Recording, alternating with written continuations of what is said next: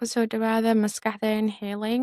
Maanta waxaan ka hadlaynaa self-compassion and share your thoughts on if you have practiced self-compassion before. Self-compassion macnaheeda maxaa waaye inaad si naxariisa aad isku hadashid gaar ahaan marka aad dareemaysid walwal, markaad dhibaato badan aad maraysid ama maalin ay kugu adag tahay, you are having a challenging day, markaas ayay self-compassion ay fiican tahay, especially if you deal with anxiety, low mood. Self-compassion maxay kaa caawinaysaa inaad naftaada u naxariisatid even maalimaha oo aad 100% aad wax ku suubin karin. Self-compassion markaad practice garaynaysid time badan ay u qaadanaysaa intay maskaxdaada ay rumeynayso. So usually haddaan maskaxdeena ay negative self-talk in badan haddaan si xun nafteena aan iskula hadlaynay, maxayd waqti badan ay qaadanaysaa maskaxdaada loo aad bedelaysid. So maxay ahayd even though ani in badan aan practice garay, still I struggle with it daily. Maalintaas like wax badan ayaa dareemaysaa, and even markaan qalad sameyno hataa like si xun aan maxaa jira dad badan oo si xun naftooda iskula hadlaan.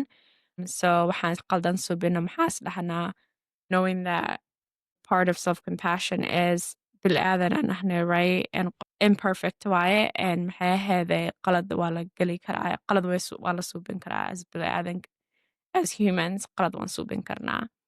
So self-compassion waxay ku sheegaysaa inta adig kaliga ahayn, and maxay ahayd to be more kind to yourself. Dr. Kristen Neff, maxay dhahdaa, I followed her along with her self-compassion teaching.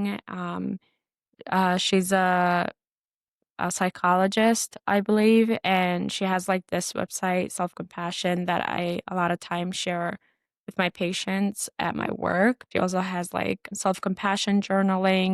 How would you treat a friend? Sidee saaxiibta or saaxiib, like qofa saaxiib la tahay oo la hadashaa, and then sidee adigana maxay ahayd hadalahaada isku dhahdaa sheegaysaa or qoraysaa, and then maxay ahayd you're gonna compare between like sidaad iskula hadasho iyo sidaad qof aad jeceshahay mise qof saaxiibka aad isku compare garaynaysaa. So she has a lot of good resources for anyone that's interested. Selfcompassion.org. Why? And I've utilized it a lot of times with her audios and her journaling. It's the only reason I'm sharing. Dr. Kristen Neff, maxay dhahdaa, waxay tiri naxariista waxay leedahay 3 qaybood. So midka koowaad maxaa waaye naftaada u naxariiso marka aad wax qalado. So be kind to yourself when you mess up. Faham inuu qof walba uu dhibaato maro, adiga kaliga ma tihid. Know that everyone struggles, you're not alone. And then la joog dareenkaada ogo. Mindfully be aware of your emotion. Like in murugada ha kulumin. So ha ku dhegin murugada aad maraysid markaas. Like in dareenkaada ogo. So stay with your emotions, recognize your emotions without drowning in them. So isku naxariista maxay kaa caawinaysaa, walbahaarka maxay ahayd self-shame, ceeb haddaad dareemaysid iyo murugo badan haddaad dareemaysid, waxay kaa bedelaysaa sida naftaada ula hadasho si naxariisa. So hadda maxaan dhihi rabaa erayada oo self-compassion sida aad hadalahaad practice garayn kartid oo isku sheegi kartid waxaa waaye, or anxiety haddaad dareemaysid maxaa dhahaysaa maxaan dareemayaa walbahaar, laakiin waan ka badbaadi doonaa mise waan ka caafimaadi doonaa, or I will get through this. Maxay ahayd ma ahan mar kaste saan ma dareemi dooni, maanta wax walba ma qaban kari, and that's okay. So waxaa isku sheegaysaa that, you know, a lot of times maxay ahayde hadallo xun inaan isku dhahna laga yaabaa markaan maxay ahayde waxaan rabna aan qaban karin, maxay ahayde hadalaha xunxun inaan isku dhahnaa ma fiicno. So inaad aad dhahdid waa okay haddaan wax kasta suubinin mise maanta 100% haddaan ahayn waa okay. Kan kale waxaa waaye waa isku filan yahay sidaan ahayba. I'm enough as I am. Waan istaahilaa nasasho iyo naxariis. I deserve rest and compassion. And I think it's as humans, maxay ahayde we can say a lot of harsh things to ourselves. Waxyaalo xunxun aan isku dhihi karnaa. And I think everyone can relate to that too. So yeah, I hope that you guys practice more self-compassion. Kuwa af Soomaali like erayo waxa oo adiga kuu fudud oo dhan aad dhihi kartaa sida naftaada u dhahdo waan ku arkaa, waan ku jeclahay, waan kula joogaa, naftayda waan maqlaa, like kind of just being present with yourself. You don't have to believe it 100%. Like I said, maskaxdaada marka hore ma rumeynayso. Maxay ahayde especially hadda maxay ahayde maskaxdeena hadday si aan iskula hadalno nolosheena oo dhan dhaqso waxyaalahaas ma bedelayno. So it takes time to retrain our brain. So waqti ayay qaadanaysaa. But these are self-compassion phrases aad ku celcelin kartid.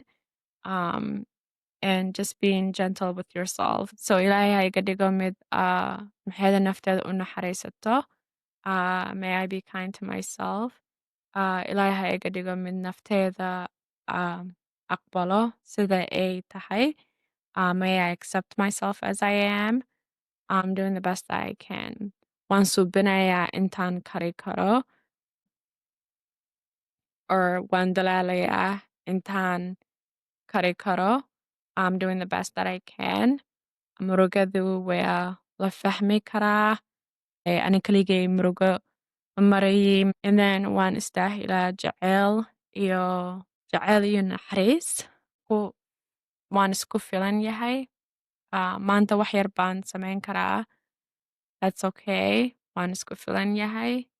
Maxay ahayde isku naxariista is one that has been really helpful for me. Iga caawisay my healing journey. So I hope that you guys find it helpful. And to end with the self-compassion, ka fikir with the reflection, sida saaxiibka ula dhaqanto or sida dad qofka jeceshahay ula dhaqanto. So noloshaada, do you treat it ula dhaqantaa naftaada sida dadka kale aad jeceshahay oo ula dhaqanteed? Maxay yihiin waxyaabaha aad self-care oo noloshaada aad u samayn karto oo maxay ahayde oo kaa faraxsiinaya waxyaalaha oo naftaada u fiican aad suubin karteed dareemaysid inaad isjeceshahay. And then sida isnaxariista u samayn karteed markaa dhibaato badan aad dareemaysid walbahaar mise murugo aad dareemaysid mise marka aad maalin adag aad maraysid markay xaaladda ay kugu adag tahay. Self-compassion phrases mid ka rabtid baad dooran kartaa. Iska statementada adiga jeceshahay dooro aad fahmaysid mise adig kula fiican. Qof kasta wuu istaahilaa naxariis. So noloshaada u naxariiso. And yeah, I'm gonna end it here. Thank you for listening for the self-compassion episode. Let me know if you want any mindfulness practice, because there's a lot of mindfulness practice with self-compassion. And I am gonna do a 10-minute or Somalinta kusubio with the self-compassion mindfulness, because I wanna create more coping skills in Somali. Thank you for listening and see you next time.